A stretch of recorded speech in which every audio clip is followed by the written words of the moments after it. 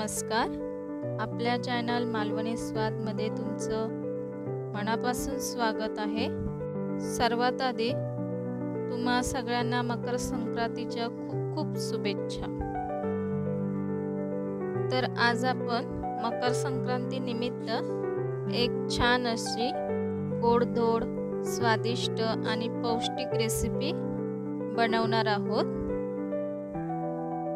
तर ह्या रेसिपीचं नाव आहे गुळपोळी. चला तर मग करूया रेसिपीला सुरुवात.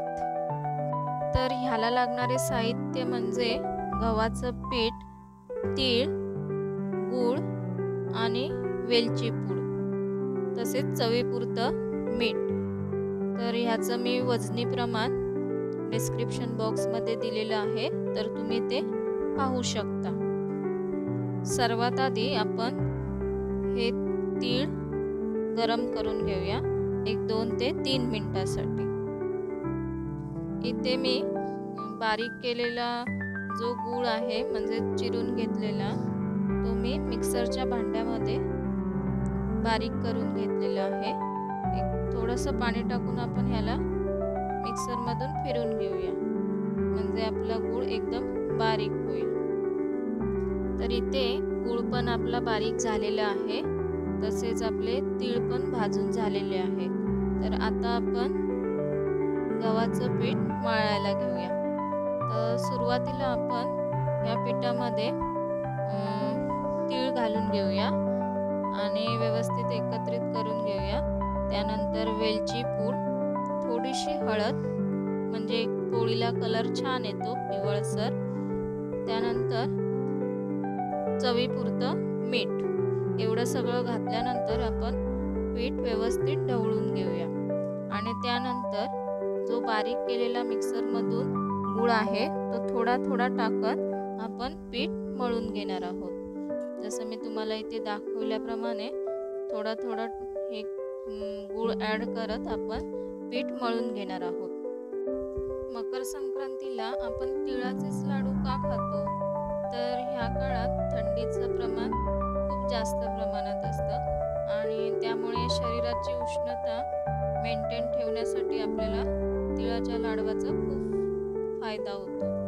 त्यामुळे शरीरातली जी उष्णता आहे ती मेंटेन राहते.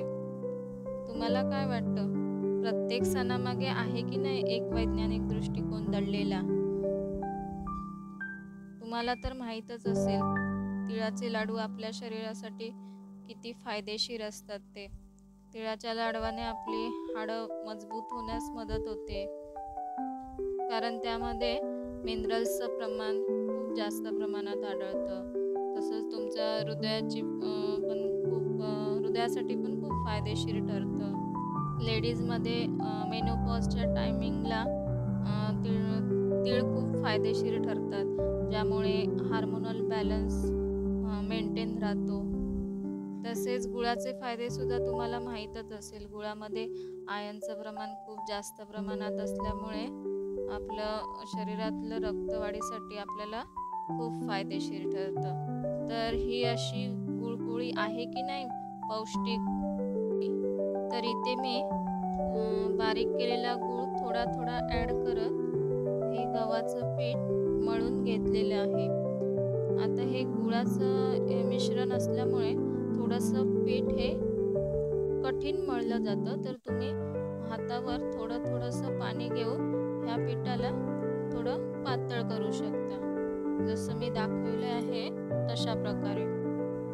त्यामुळे हे कडक झालेलं जे पीठ आहे ते थोडंसं सॉफ्ट होण्यासाठी मदत होते. तर इथे माझं हे पीठ मळून झालेलं आहे. तर आता आपण पोळी लाटायला घेऊया. तर ही पोळी आपण ज्या प्रकारे चपाती लाटतो त्या पद्धतीनेच आपण इथे ही लाटून घेणार आहोत. आणि ही पोळी लाटताना थोड्याशा बाजूच्या कडा फाटतात, तर त्यासाठी काही काळजी करायचं कारण नाही.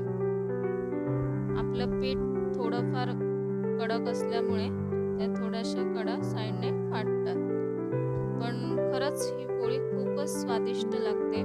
तुम्ही नक्कीच एकदा करून पहा आणि मला कमेंटमध्ये कळवा. तर इथे आपली पोळी लाटून झालेली आहे. आता मी पॅन गॅसवर गरम करायला ठेवलेलं होतं. तर आता मी ही पोळी भाजून घेणार आहे. तर पोळी भाजायच्या आधी मी थोडंसं तूप पॅनमध्ये टाकलेलं आहे. त्यानंतर आपण यामध्ये पोळी टाकून व्यवस्थित भाजून घेणार आहोत. ज्या प्रकारे आपण चपाती भाजतो त्याच पद्धतीने आपण इथे पोळीसुद्धा भाजून घेणार आहोत. तुम्ही पाहू शकता खूप छान दिसते ही पोळी आणि खायला पण खूपच चवदार लागते.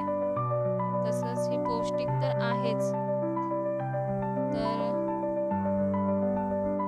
तर बनवताय ना तुम्ही सुद्धा संक्रांतीला गुळपोळी, आणि ही गुळपोळी कशी झाली ते मला नक्कीच कमेंटमध्ये कळवा. ही पोळी खाताना खाकरासारखी क्रिस्पी लागते आणि खूपच छान लागते. तर तुम्ही नक्कीच ही पोळी बनवून बघा आणि कशी झाली हे मला नक्कीच कमेंटमध्ये कळवा.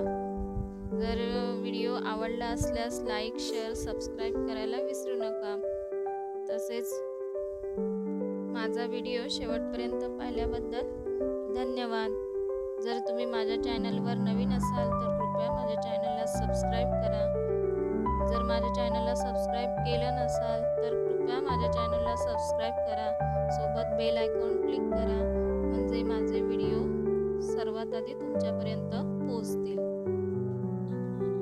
तिळगुळ घ्या, गोड गोड बोला. लवकरच भेटू नवीन रेसिपी सोबत.